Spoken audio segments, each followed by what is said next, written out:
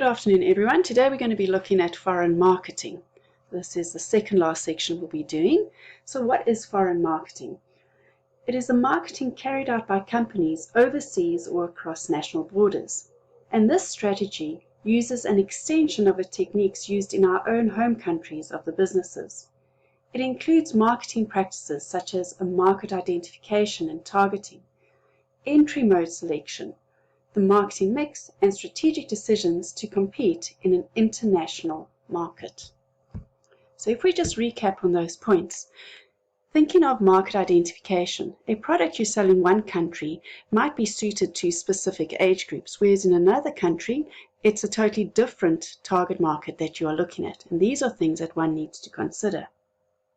The next thing we're going to be looking at is the marketing mix as applied to the foreign marketing. The marketing mix, product, price, place, promotion, people, processes, and physical environment are affected when a company moves to foreign marketing. A company trying to duplicate the marketing mix as it is applied in the home country could be faced with many challenges when creating a worldwide marketing plan. Unless a company holds the same position against its competition in all markets, it is impossible to launch identical marketing plans worldwide. So let's take a look at the product. A product offering that is universal and needs only a few changes to the product or the packaging will be able to be marketed successfully in a foreign market. For example, Coca-Cola uses two formulas, one with sugar and one with corn syrup for all markets. The product packaging in every country incorporates the same shaped bottle or can. Coca-Cola uses the country's native language and the same size beverage bottles or cans on offer in the foreign country. Next, let's look at place. How the product is distributed is also a country-by-country decision, and it's influenced by competition. Placement decisions must also consider product's position in the marketplace. For example, a high-end product should not be distributed via a cheap outlet in a foreign country, which means you need to understand the foreign country very well. Price will always vary from market to market. Price is affected by very many variables: the cost of the product development, the cost of the ingredients, the cost of delivery, transportation, tariffs. Additionally, the product's position in relation to the competition influences the profit margin. Whether the product is considered as a high-end, expensive choice or an economical, low-cost choice, or something in between, helps determine the price point. The physical evidence, the environment in the foreign country can range from being reasonably unrestricted to very cumbersome and restrictive. Legal requirements and trade agreements could make it very difficult for international marketers.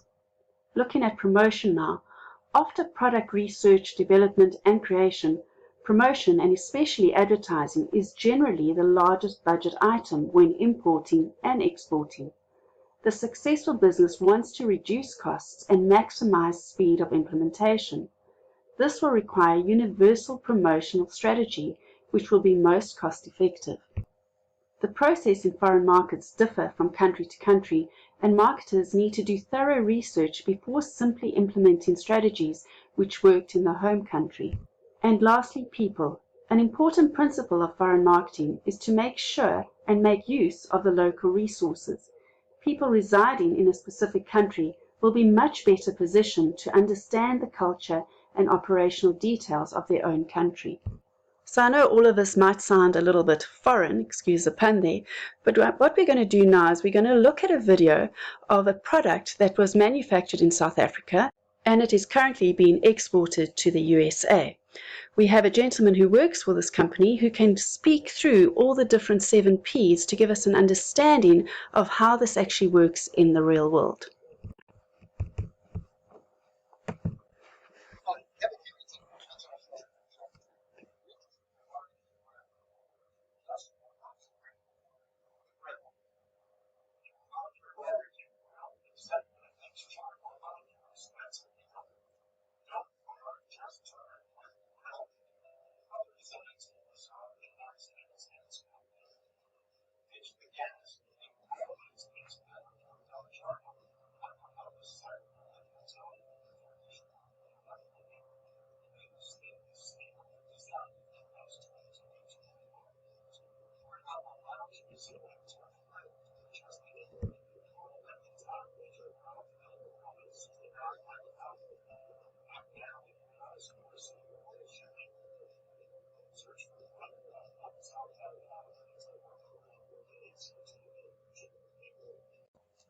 About 10 years ago, one of our shareholders came up with a concept for a height adjustable grill for a Weber and patented it at that time.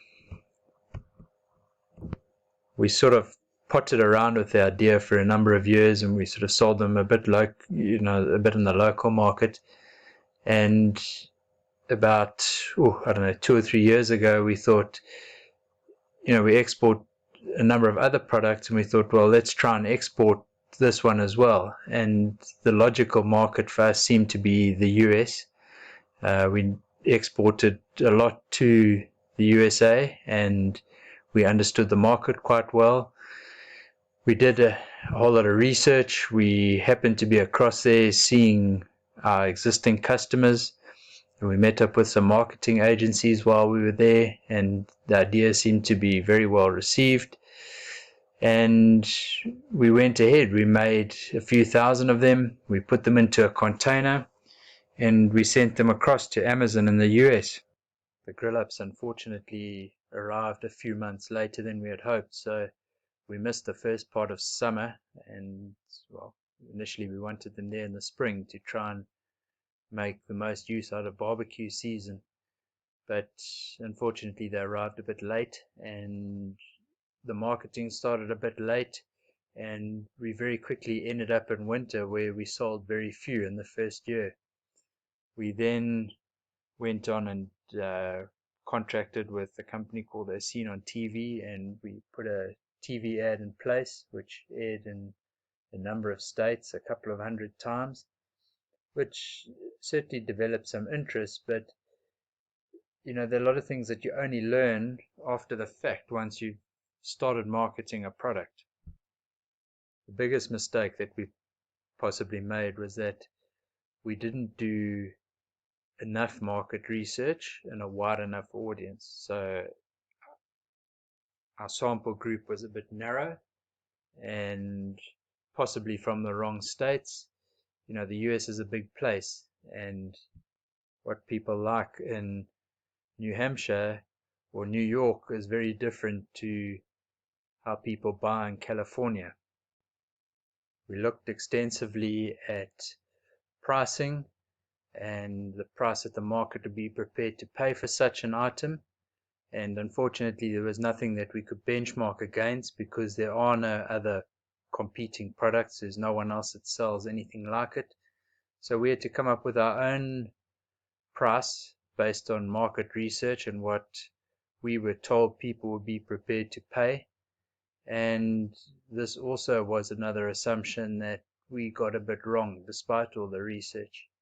And the $79.95 US price tag was just that much too much for someone to pay for a product, despite the quality being really good. What we then did was, just to test the price point, is we sold a couple of hundred of them at $49.95 and then later at $45, and they flew off the shelves. So it immediately told us that the price that we had got it at initially was wrong. But the problem is at $45 or even $50, there's not enough margin in it to make it worth selling. So at that point we decided that we would rather pull it from the market and bring what we had left there back to South Africa and continue to sell it in the local market where people understood braaiing on a Weber and not just using it for indirect cooking as they do in the States. What we then later found is that only a very small portion of the population in America enjoy charcoal grilling rather than gas grilling, and that most people have two braais. One will have they'll have a gas braai and a charcoal braai. The charcoal they'll use indirect to do a roast or something like that, and then they use the gas braai for what we traditionally know as a braai. If we had to do it again and we had a second chance at it, what would we do differently? We would probably make it not inferior quality, but we would make it not as well. It was constructed from stainless steel. We'd maybe just make it out of normal steel and chrome plate it. We would sell it for a lot less. We would try and get it into big box stores.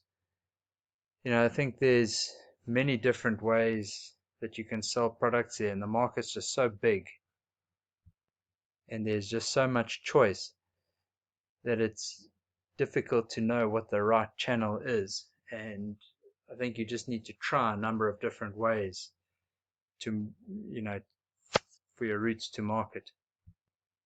We have decided now to concentrate on our core business. And I think that was another good lesson for us to learn, was that, you must stick to what you're good at. And we're good at manufacturing greasing equipment and being innovative and coming up with new ideas in that market, which is where we're well established.